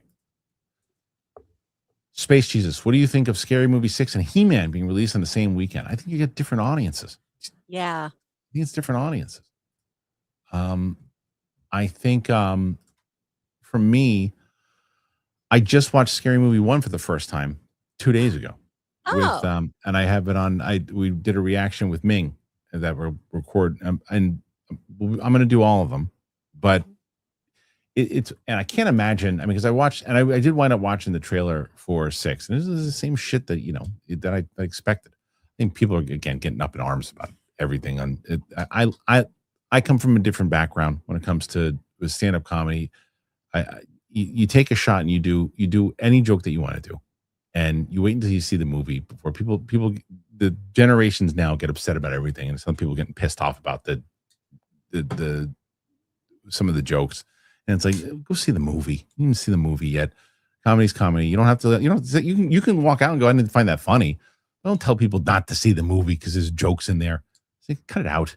But either way, I want to see the rest of them. I don't necessarily. The movie, even Scary Movie 1, which there's a lot of funny stuff, got a little long in the tooth, and I wonder how they can sustain that for 6 movies. I don't know. What do you think? They've got a lot of fodder. Just because we have had this like fun horror renaissance, it's just how do you do those jokes in a fun, compelling way? I love those kinds of movies, honestly. I think they're really fun and silly. I think you've got a lot to work with. My whole thing is always just like, as long as you're not punching down, who cares? But look, even if sometimes, but that's the thing though. Even if there are jokes, because there are a lot of comedians that do that, and you either find them funny or you don't find them funny. It's like and if you go to the theater and you're like, you know what, I watched that movie and all of the jokes just didn't land for me, then the chances are you're not going to like that movie because you didn't find it funny. But if you went and saw the whole thing and you laughed at 90% of it, but you got mad at one joke because you didn't think that they should tell it, but then you look around and other people were laughing at it, then move on to the next joke. It's okay for like it's one of the reasons I talked about it with comedy all the time. It's one of the things where was so like I'm telling you right now. I know what I saw when I was in the comedy clubs all the time. There are people that I've seen making videos about innocent shit that people are saying that would lose their minds and their face would melt at some of this stuff. Like go and see Brian Holtzman at 11 o'clock or 12 o'clock at night when in the morning when you're if you want to get offended, go and do that and see if you can handle it. That to me, comedy's comedy. You take a shot, and I've always been like this. I talked about this on Collider. I just can't stand when people police comedy. I hate it. Can 6, hi, hello. Dave Faust 1 became a new member. Yay! Thank you. I appreciate that. Armada 8YT extended the edit a little more and add more people. Extended. Oh. He made an edit in the Discord with Mike and that's hilarious. That's Hugh Jackman and Mike with based off of like the John Hamm meme or whatever it's going around. But he did it. But he did it with Mike and Penny, so it was pretty funny. Johnny Patriza, Kristian, is there a way we can get clip of Sam's season 5 episode 10 reaction to Kit Harington? When is Sam's birthday? Could we organize something? Maybe a response from Kit, however slim the chance. That would be great. Aww. Actually, it would be a great idea. Yeah. Birthday's not until November, but that might be a great idea. You know what I can try? Let me see if I can find. I'll see if I can piece out because that was today. I'm gonna see if I can piece out her reaction to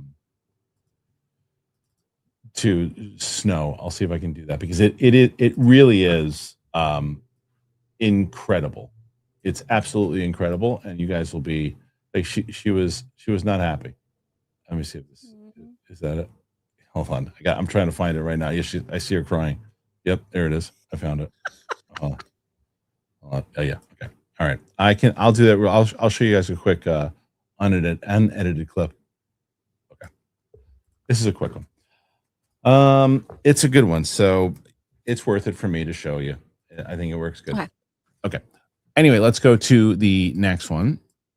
And Kristian Principal. Discord's up to 245. That's good. So how many?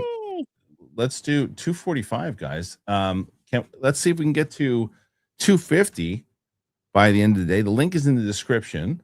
So make sure that you guys are if you haven't gone over there, please go and do that. Go and join. It's in this. Have you been checking out the Discord? I have. There's so much stuff. Fun. There's so much stuff in there. Everyone's so nice too. Yeah, they're really nice. It's a good spot to be in. All right. And I'm sorry I haven't responded to friend requests to you guys. I don't do push notifications on my phone, so I just haven't answered those because I'll just let you down. That's fair. And I don't wanna. That's totally fair. I gotta delete this, and then I will put this for you guys to see. Because Chris will like it too. It'll be good. It's a good little preview for the episode when it comes in. Okay. Sweet. All right. Next one. Okay. Go pal. What's up? Go. Chris, you're at 47, by the way. Pretty good. Yes. So Chris is cosplaying as Elsa today. There you go. Am I? I got a Kermit shirt on. Is she like Elsa? I think so. Haven't actually seen that movie. Oh, okay. Well, there you go. Chris is like the Buddha taking the middle way in Roz. I don't know what that means. You know what that means? Taking the middle way, just going with the flow. I guess so. Vigo is like the A-list Aaron Eckhart. Yes. 100%. Aaron Eckhart's A-list, though. Wouldn't you say that? I don't know. Callum Pritchard. I would think so, but yeah. Austin Butler or Jacob Elordi for Aegon Conqueror. So are they actually going to do, because I know they announced that they're doing a Game of Thrones movie, but is it actually going to be Aegon the Conqueror? I don't know. I don't know. Joe, you want to see? I got the clip. You want to see it? Yes, please. All right.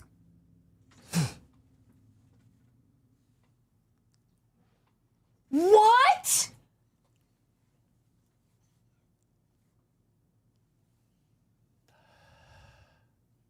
No.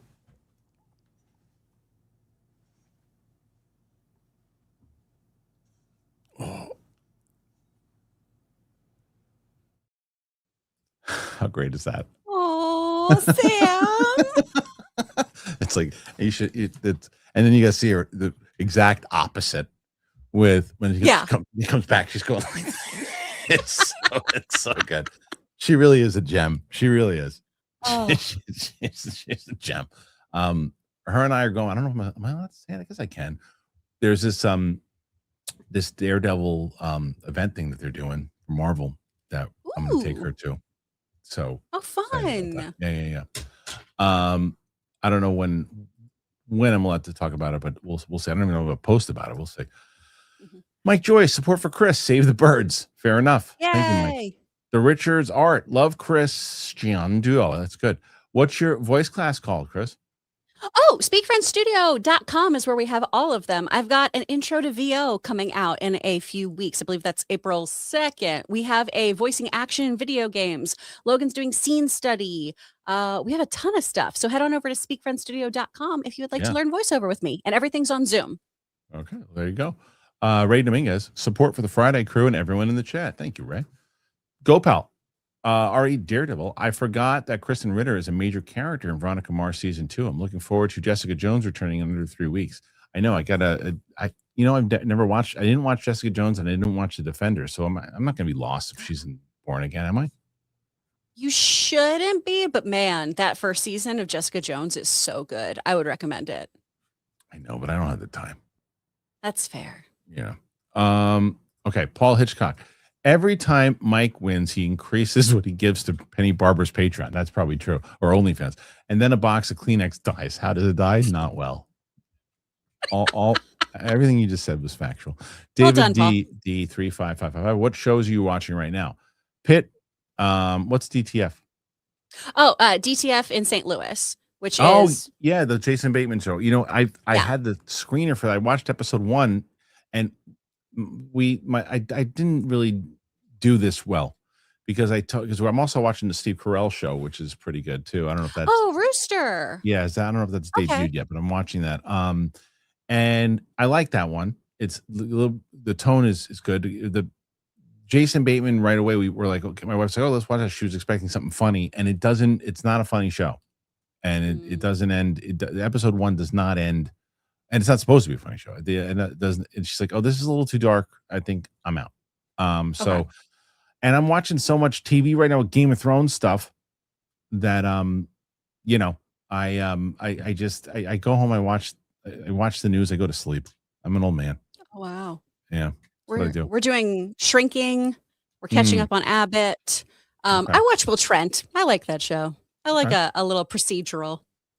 To answer the previous person's questions, which I didn't get to. So Night of the Seven Kingdoms, by the way, what we will do is, because I think Night of the Seven Kingdoms season 2, they say it's supposed to come out next year. That's what they say. So we'll probably watch that together, season 1 before season 2 comes out, and then try to watch season 2 together. Yeah. Nice. Armada 8YT. Will Dune Prophecy be on the docket for watch along? The Prophecy is the TV show, right? Yeah. No. I think. Wait, is that the movie? With the kids? Wait, I get all the Dune stuff confused. I think it's this. I think that's the show. Yeah, that's the show. Okay. No, it won't be a watch along because nobody will watch it. Nobody will watch the reaction. I can't put the resources on it. And I watched like 3 or 4 of the episodes, but Dune 1 and Dune 2 with Sam will be happening. She's not seen Dune 1 or 2, and that will happen for sure. I'm interested to see if she likes those. I feel like she will. I think she'll like the second one for sure. Remember, we're gonna watch them like probably Monday and Tuesday, so it'll be like watching one big movie. Yeah, that's fair. Gopal, Seattle Birdemic has Prime Whitney Moore at least. Sometimes Gopal, I don't know what you're saying about these things. Birdemic, that's like a bird horror movie, right? I think so. He's probably because of the Mike Kalinowski thing I said, but I'm not sure on that one. The Richards art. What classes in 2026? Any fantasy D&D-ish? Oh, so we will eventually have our Dungeons and Dialects back. So this is a class where we gamify dialect classes. So it's improv and dialect wrapped into one. So you pick out your dialect as long as it's appropriate for you, and we have you choose your class and everything like you would in a regular D&D game. And we run a campaign while Logan is making dialectical notes the entire time. Okay. Other like fantasy kind of stuff. Again, we've got that video game voicing action. So you can learn how to do effort, spells, taking hits and stuff like that, so you sound like you're actually fighting or committing to the bit, as opposed to making noises that sound a little bit more like mom and dad wrestling. Okay, so make sure you go and check that out. Sorry, I got Kevin Smets texting me, who's gonna be on the show next Wednesday. Oh yeah. Yeah, Mike Joyce. You watching the House of the Dragon with Sam? Yeah, I said that we're doing season 1 and season 2, and then we're gonna watch 3 together for the first time. Seattle KO. The Project Hail Mary marketing has been interesting, whether it was Ryan Gosling on Jeopardy or the Mikey Day Palatine's FaceTime phone call viral clip. I didn't see that part of it. I did see him on Jeopardy though. I don't necessarily know though anymore how that plays, because I thought the Fall Guy marketing was brilliant, and that movie ate doo-doo. Yeah. So I don't know how that really works anymore, marketing, when it comes to whether it's, awareness or not. I think that people were aware of Fall Guy, they just weren't paying attention to it. But I do think this movie is going to do very well, and I think it should do very well. It's awesome. I hope so. I love. Are you going to see it? Are you going to see it? Yeah, I'm pumped. Yeah. I love anything with space. I worked for NASA out in Houston. I did community outreach for them. Yeah, I love space. Oh, this is a really well done space movie. But I'm begging you to go see it in IMAX, like real IMAX. Sure. It's shot for IMAX, and it just is one of those movies you have to see in IMAX. And I don't work for IMAX. Okay. Armada 8YT. I put the refurbished edit that builds up with more people in the cool art section on Discord. Not safe for work. Still has the same music. All right. Go and check that out, everybody. If you're on the Discord, there's a lot of things. There's a lot of fun stuff in that Discord. Go and check it out. Okay. Richard, art. Ari, the classes are online. Okay. I'm not in Hollywood anymore. Oh yeah. Online is all I do. Richard, I don't let people into my house. Fair enough. Ray Dominguez. I actually like the Hey Mando show season 3. He wasn't on season 3. He was season 1. Hey Mando. Grogu shouldn't have been in there though. Well, that is the other thing though, the problem that they ran into with Grogu. Grogu was a great character and was the essence of what season 1 and essentially 2 was all about, right? That giving away to Luke thing was good storytelling. Made a lot of sense, and again seemed like a Disney note of like, hey, we have to bring him back immediately for season 3, and you got to bring him back in that other show that we're doing right now, because otherwise people won't watch if you don't have Grogu in it.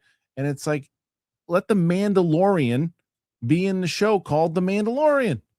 Yeah, trust in it, and they didn't. They just that's why they're doing The Mandalorian and Grogu as opposed to the Mandalorian movie. Anyway. Armada 8YT. Lucas and George R. R. Martin impression conversation would be. I mean, it's kind of like the same. Yeah, one talks just a little lower and a little slower. Everyone down in here.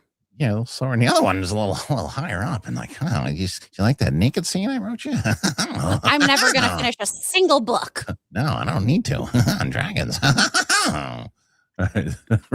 Richard's art. Wasn't there an issue with Pedro's money that spunked up Mando season 3 and Boba Fett? Potentially. They're marketing the shit out of him now with putting his face in the trailer, as they should have. Right. Saying Star Wars is for kids and not everyone is such a hacky excuse. I'm with you. I'm sorry, but it had to be super chat. I'm with you. Yeah. I think that they do that way too often, and it's at a different time period now. Yeah, you can do both. Mr. ND Fanatic. Chris, what's something you covered on Two Filthy Casuals that you became a fan of? Also, did you ever see B&B Year 1 fan film? It's so damn good. B&B. Don't know. I'm not sure. Let me know what that is.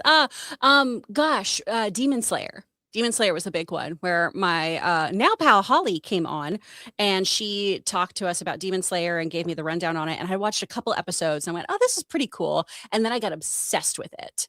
I love it, and I am furious with how that anime company dealt with y'all's reaction videos, because gosh, that show is so good and I want more people to watch it. Oh, Batman Beyond Year 1 fan film. No, I have a pal who did one, so maybe it's the same one. I don't know.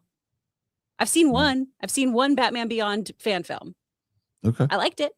Okay. All right, next one. Say okay, Birdemic is the worst bird-centric movie I've ever seen. I think I remember seeing that movies. Okay. So that's why we had the one from GoPal. Yeah, I guess so. Okay. I don't. Is it terrible? I've never seen it. I don't know. I can't remember it being terrible. I don't know. Who knows? Okay, next one. Oh no, we did that one. Okay, sorry. And then the next one here is Yoshimitsu. Dave Filoni definitely writes just like Lucas. I mean, again, he's a good storyteller. Terrible dialogue writer. Terrible. Yeah. Ray Dominguez. I'm still mad about Tamora Morrison not being in the Ahsoka live action series of Captain Rex. Well, we don't know yet. He might be in season 2. Could be. Yeah. It's possible.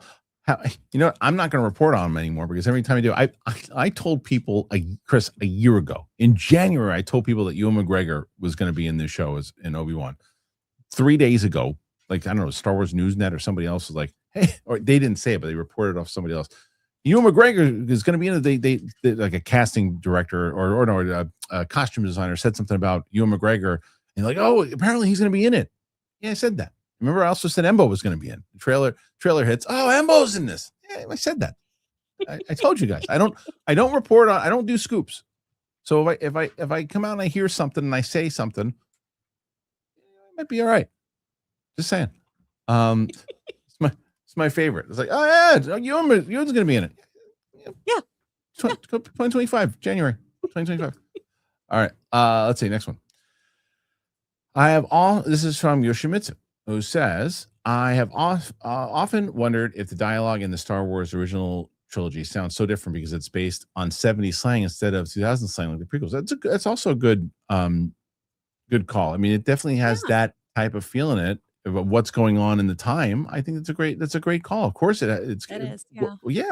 And it's also a matter of age in the composer, the life experiences and things that you're going through. And John Williams was in his 40s when he was doing the Star Wars music. So it's very different when he's doing the music from like the new trilogy. It's different life experiences, different emotions, different things that you come up with, ways that you feel things that you're coming up 100%. Yeah, absolutely. Bobby, support for the effervescent Chris Carr. There you go. Oh, thank you, Bobby. Bobby's the best. The Richards Art. Sith should embrace Eros. Okay. I'm with you. The G-Man. Night of Seven Kingdoms finale was amazing. Oh, I like so good. I just, you see what I was talking about though, where like 5 and 6 could have been one long episode. Oh yeah. No, they very much could have. But man, I was so excited to see the conclusion of this. And I mean, this isn't a spoiler, you guys, but like the moment of just the horse going the other direction into a field, cinema, stunning. Yeah. Okay, let's see. Next one. Richard's Art. Chris, thoughts on Masters of the Universe? Oh man, those trailers look fun. They look kitschy. I'm into it. And remember, like my He-Man experience is like the Christmas specials with She-Ra and stuff. Wow. So I've got a different kind of like vibe going into this. That's cool. That's great though. Ray Dominguez, some support because you guys got me rewatching Game of Thrones again. Yeah, it's great to be back there. It's great. This is so funny that you bring this up, Alan. Kristian, you and Ming have to react to Flash Gordon since Ming's the villain. He's pretty sinister. Plus, that movie rules. Also, hey, Chris, I don't know. I have to assume that Chris has seen it. I think that I'm going to watch it with either Winston or Steph. I've never seen Flash You've Gordon. never seen it either? No. I'm going to have to watch it with you. I mean, it is about as, campy 80s B movie as you can get, and I love it. Hell yeah. Because of it. I mean, Mike's seen it a million times, so I couldn't do it. Mike. Second on Flash. Oh, you saved every one of us. Yoshimitsu. Did you see Goat? It's gorgeous and well written. No, I haven't. That one I'll probably watch. Did you see it? Why don't you save that one, Chris? Because maybe we'll do that because I know you're big animation and I missed it. So maybe when that comes out on digital, that's the one we'll do together. Okay, perfect. Because Chris is 1 for 1. We did Transformers together. I think crushed. We got to do another one. So let's try it. The G-Man. Show Sam Kit's story of getting out of speed ticks. Oh, I gotta see that. All right, I will. Gopal. Ra is usually Raz or Raish, but Chris said Rosh. I say Raj Al Ghul. Oh. Raj, with a Z shish. Kit Harington isn't on Cameo, but Hodor is, says Haskell. Hodor. Armada 8YT. Someone say Holtzman. That's right. There he is. That's Holtzman right there. That's Brian Holtzman. You want like Watch a YouTube video of Brian Holtzman walking a room. People getting upset at Brian Holtzman. It's one of the best things you'll ever see on the internet. Season 3 of Daredevil is the best. I still haven't seen it. Still haven't seen it. Nathan Drake. Jessica Jones season 1 is so great. David Tennant is an amazing villain. I feel like no one names him in the top comic book villains list. I'll tell you that's true, and because they should. What's hilarious is that I've talked to people. Well, you just did a Scott Manson impression right now, Chris. And they should. And they should. David Tennant is definitely underrated. I'll tell you why. Because I've been doing this show for how long, and nobody ever brings him up. I never hear about him. He's so talented. Okay. Oh, and so cute. I didn't see that one, so I couldn't tell you whether that's true or not. Go Pal. Good luck on 120. Got a drop for a call in a minute. Thank you, Go Pal. Thanks. Think you missed Seattle Chaos Super Chat. Which one? The Birdemic one, but then we got it. Oh, I got it. So you guys are wrong. I didn't miss shit. The G-Man, Chris, Artemis got pushed to April. I know, but it also makes sense given the state of the world right now. If there are wars happening, we should not be launching things into space. That is just unsafe. So I understand why they would do that. Richard's Art. Jessica Jones season 1 needs a caution label. Oh, does it? Why? Oh, so David Tennant is terrifying in season 1, and it is very it's a lot about SA. It's a dark storyline. Okay. Yeah. Okay. He went that villain route after he did years of playing the Doctor on Doctor Who. Yeah. Then it was like, I'm gonna do some like messed up meaty roles, and boy is he good at it. Yeah. Right. Yoshimitsu. Support for Chris. Chris Carr, brand euphemisms. So what is that? I think they liked when I said video game noises could sound like mom and dad wrestling. Yeah. Ray, Bro, you totally missed Seattle Super Chat. no, I didn't.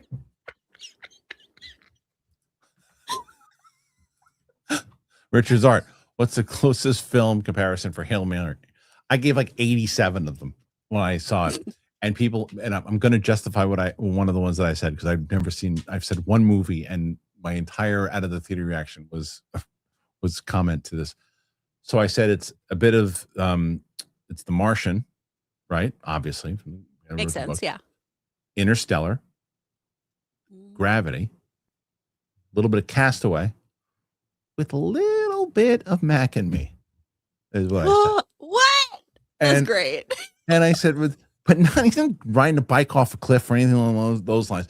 It's just the relationship, he's got the relationship that he has with the alien, with the thing. And I was like, that's the only reason I said that. The movie itself, no, but like that aspect, or you could say E.T., but not really.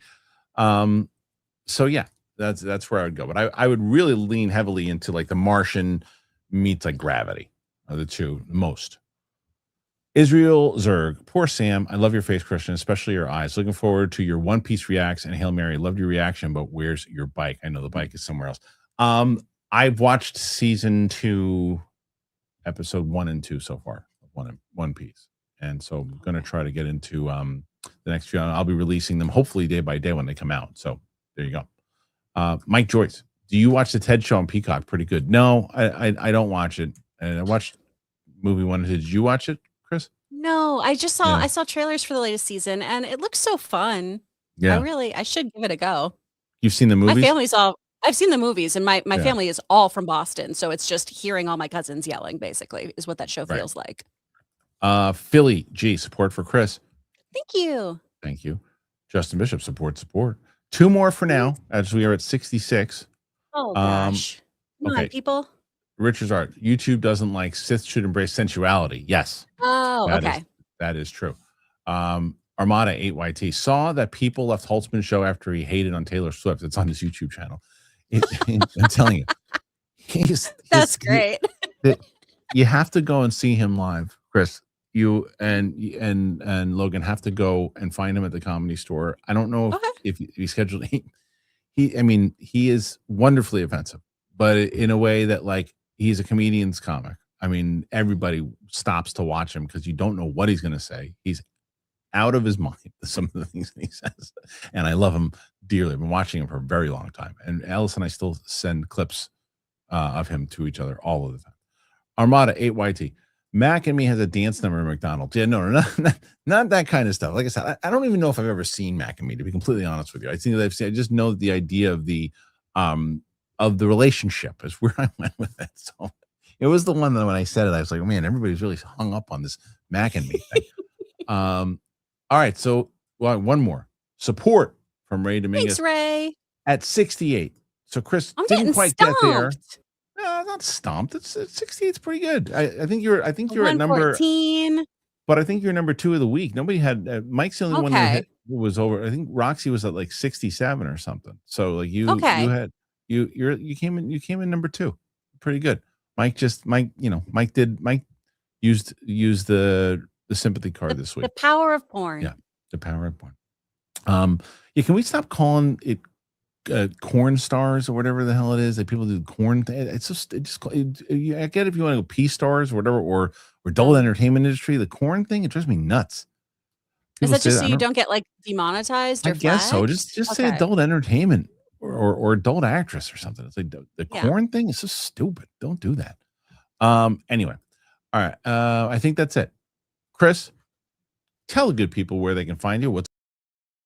Oh man, you can go head over to Two Filthy Casuals Pod wherever you get your podcasts. We have a wonderful episode out today about Knights of the Seven Kingdom, talking about how is this the Game of Thrones show for folks who weren't in Game of Thrones and why we need a show like this right now. So you can get that over on YouTube or wherever you listen to your podcasts. If you are interested in hanging out with me and doing voiceover classes, go to speakfriendstudio.com. Everything we do is online, and we've got an intro to VO class coming up soon. I only take 8 people because I want to have everyone actually get coached. So if you'd like to be in that class, go sign up now.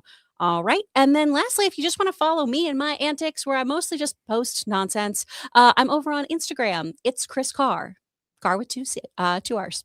Almost didn't spell my own last name right. You almost said 2 C's. Yeah, so I almost said 2 C's. That's okay. Desmark says 69 comment. Nice. Yeah, actually, we got 70 with the G-Man with support. Hey. Please go and head on over to the Discord. Do that today. Please and thank you. And that's about it. So we'll be back here on Monday, myself and Roka. Please, I'm going to be doing Game of Thrones. We just put season, what the hell was it? I think it was 9 and 10 that we put up. I think season 5, episode 1 and 2 will go up tomorrow for Saturday. And then we're going to go back. I think we're going to try to go Tuesday, Thursday, Saturday will be the release for now. If we miss a couple shoot days, then it'll go back to Tuesday and Friday. But Tuesday, Friday, and Saturday for now. 71, Two Filthy Casuals is hilarious. Says Yoshimitsu, thank you so much. Yeah, Amy Newman is one of the funniest people on earth. So I don't know if you do. She worked with me over at Campia for like a second, and we just really, really clicked. She's so freaking funny. She does improv all over LA. She does stand up. You'd love her. Let me see. Let's see if I recognize her. No, I don't think I do. Oh, she's great. Yeah, I'd like to definitely. Maybe next time we're in LA, we'll go. Everybody will say hello. Yeah. All right, guys. Thank you for being here. Thank you to the great Chris Carr. Thank you to everybody for this week. Next week we're going to be doing a show on Wednesday with Kevin Smets, which will be live. The Smasher will be coming in here. So we're going to a full week of stuff going on. Thank you for being here. Appreciate you. We'll see you on the flip side. Bye, everybody. Bye. Did you shit in there?